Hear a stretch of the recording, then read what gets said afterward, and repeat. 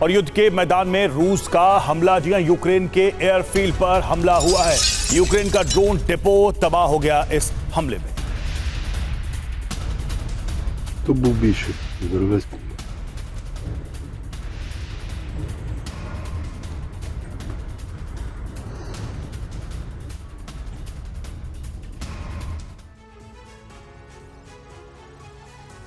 और यूक्रेन रूस जंग की दिशा अब बदलने वाली है। इस युद्ध की आंच से दुनिया के कई देश जलने वाले हैं और ये किसी थिंक टैंक का अनुमान नहीं है, बल्कि हालात इसकी पुष्टि करते हैं। दरअसल यूक्रेन अपने लॉन्ग रेंज वेपन्स को बनाने की गति बढ़ाने का ऐलान कर चुका है और ये ऐलान हुआ है अमेरिका से मिली अनुमति के बाद।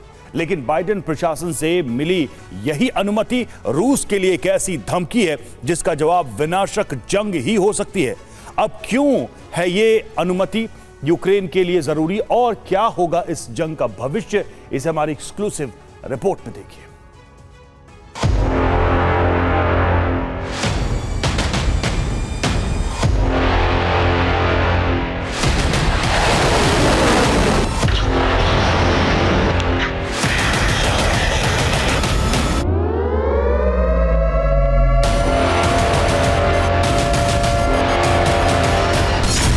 यूक्रेन के खिलाफ जंग की ज्वाला से दुनिया को चिंता में डालने वाले थिंक टैंक्स का सेंटर।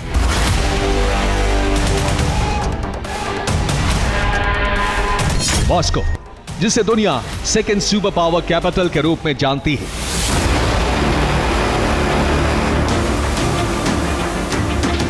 उसी सेंटर में इस समय भविष्य की एक ऐसी जंग की तैयारी हो रही है जिसका असर दुनिया के कोने कोने तक दिखेगा।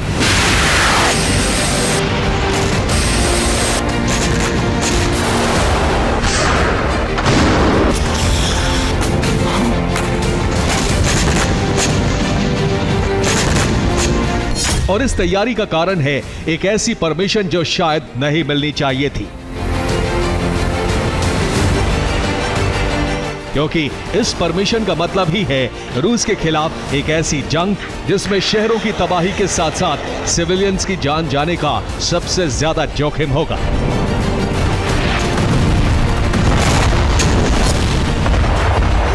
और इस जंग के बाद अगर कुछ बचा तो उस बची खुची दुनिया में सिर्फ 3 ही किरदारों को याद रखा जाएगा। यूक्रेन के प्रेसिडेंट वोलोदिमीर ज़ेलेंस्की, अमेरिका के प्रेसिडेंट जो बाइडेन और रूस के प्रेसिडेंट व्लादिमीर पुतिन।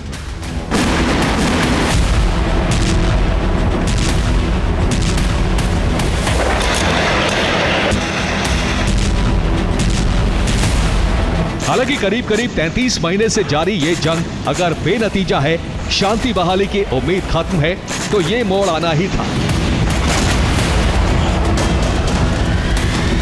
लेकिन अचानक ऐसा क्या हुआ जो ये मोड़ सामने आ गया?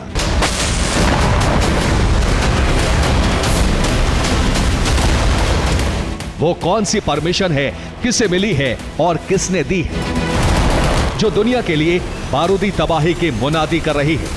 पहले इसे जान लीजिए।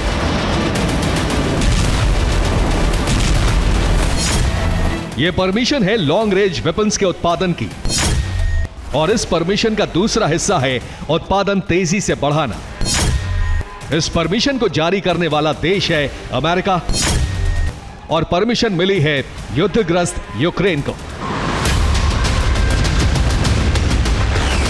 कहने का मतलब यह है कि जिस अमेरिका ने यूरोपियन सहयोगियों और नेटो के साथ मिलकर रूस के खिलाफ जंग में यूक्रेन को मदद पहुंचाई, जिस अमेरिका ने अपने लॉन्ग रेंज वेपन्स रूस तक हमला करने के लिए न सिर्फ यूक्रेन को दिए बल्कि उसे इस्तेमाल करने की इजाजत भी दी,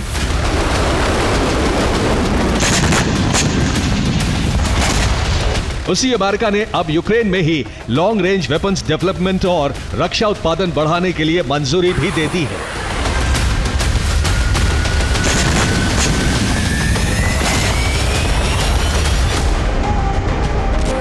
और इस परमिशन का असर यह है कि मॉस्को में जवाबी तैयारी के साथ साथ यूक्रेन को उसके मकसद में ही कामयाब न होने देने के लिए बैठकों का दौर शुरू हो चुका है। लेकिन इस बैठक का एक और उद्देश्य है, पुतिन का वॉर प्लान, विनाश का ऐलान।